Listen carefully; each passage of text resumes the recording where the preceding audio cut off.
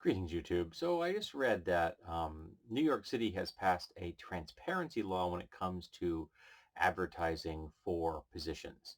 So they'll have to publish the minimum and the maximum range of the pay for that position. That kind of transparency is really important because that's going to really level the playing field, because now everybody going in there, regardless of their color or their gender or their experience, is going to know this is the range that we're working with. And I know that I am worth something within that range. Because a lot of the times they will present an amount to a person based on how much they want that person to work for them. And surprise, surprise, straight, cis, white men get presented with much higher rates than do women. Um, I saw something recently where someone had said that their daughter had worked for a company for 5 years and she was making like $12.50 an hour. And then her younger brother came in and he was offered 16 out of the gate. And he didn't have any more experience than she did. She would, in fact, be his boss. But she was making less. Why? Because they do those kind of things. Because they're evil.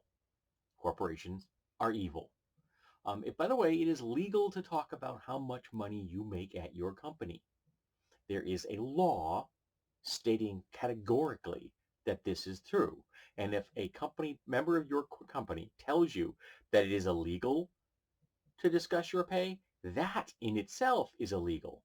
Whereas you discussing your pay is not illegal. But if a person from the corporation says, you can't start to talk about your pay, it's against the law, that is in fact a violation of a labor law. And you should point that out to them. I can't remember the specific name of the law. It was passed in 1935, however. So yeah, if you want to write that down or jot it, memorize it, you might be well served by that at some point in the future. But it's perfectly legal to discuss how much you make, and it's important for advocating for your coworkers. So if you find out that someone else who's doing the exact same job you are is making less than you, then you could say, why are they getting paid less? And then that person can come say, hey, I just found out that my buddy here who does the same thing I do, exactly the same position, exactly the same responsibilities, is making $5,000 more a year than I am. Why? And they're going to be in a really tough position at that point, because if they have assigned both people to the same tier and they're paying both of them significantly different, they could get sued. And that would not look good because it's going to be hard to defend it. But if that person steps forward to say, yeah, they should be making what I'm making, why aren't they? So feel free to discuss this kind of thing with your coworkers. All right? I know for a fact right now that more people coming into my company are being offered like 16 bucks an hour, even though I think officially our base pay was like 13. Um, and so they're making more than I made when I started the company, but good on them. And now the fact is I should be making a lot more. In fact, I should probably be making about 37. I make like 22 with my shift differential. I don't know the exact amount I'm making because I got to be honest with you, I haven't looked at my check stubs in years. My wife takes care of all the bills when it comes to things like that. I earn the money. She just hands me checks and says, sign these. I sign them.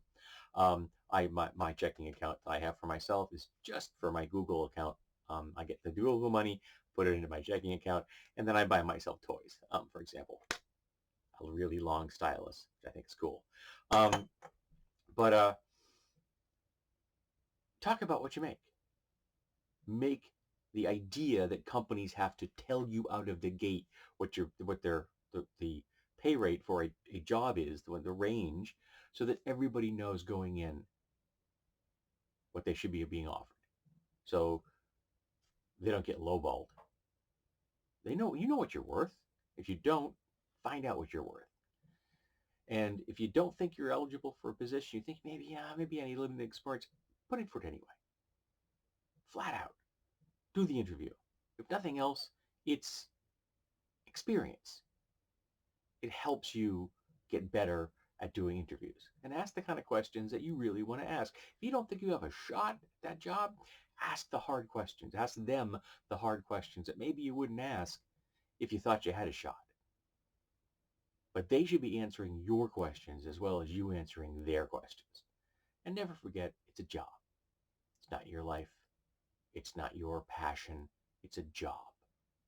Very few of us will ever get to do the things that we are truly passionate about, things that we will truly love, and get paid for it. Now, lots of us will find people that we love at work, that we care about, that we enjoy working with. I work with some people who I have absolute respect for, and I work with a hell of a lot more that I have no respect for professionally at all. I don't want bad things to happen to them. I have respect for them as human beings, but as someone who is worthy of respect, no, I work for lots of people that I have no respect for whatsoever because they are incapable of doing their job. Some of them even know they're incapable of doing their job, and they still collect a paycheck because the system benefits them, because they're willing to work within the system's rules just enough they can get by. And that's angering to me because the company gets my ethics for free. My ethics come with me, and they benefit for that. And I can't turn my ethics off completely. I may not be quite as ethically stringent under certain circumstances than others, but I'm still going to try more than your average employee does at the same pay level. Why? Because I think it's the right thing to do. I just can't ignore the problems around me. I can't ignore the safety violations. I can't ignore, making sure that the person that comes into the position after me, they walk up to that station, I want that station prepped for them. And the company doesn't pay me for that. I bring that to the company. My coworkers benefit because of that. And I've been thanked for it, which is very good for me. It makes me feel nice. The company's not going to care.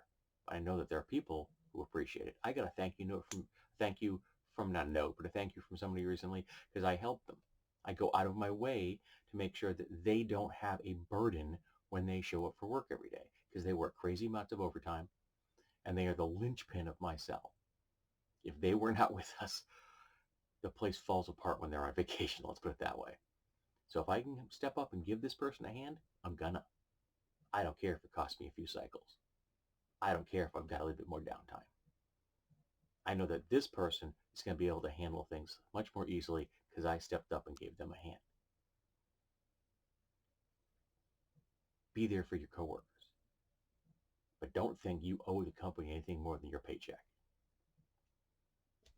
You're there to work. They're there to pay you. That's it. It's an exchange. And they are in a position of power that you will never even approach. They are all organized. Remember, the capitalists have been organized since before our nation ever existed. The capitalists have always been organized. So watch out for your coworkers.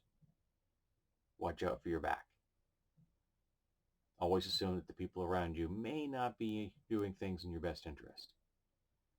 And if you don't really care about what people think about you, that's fine. But be prepared for being very lonely.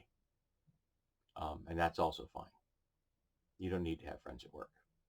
What you need to do is earn enough money to survive within our capitalistic dystopian nightmare. So yeah, pay transparency is a beautiful thing. We need more of it. We need it across the board. Everywhere in America should have that. Now, let's imagine for a second the likelihood of Congress doing that.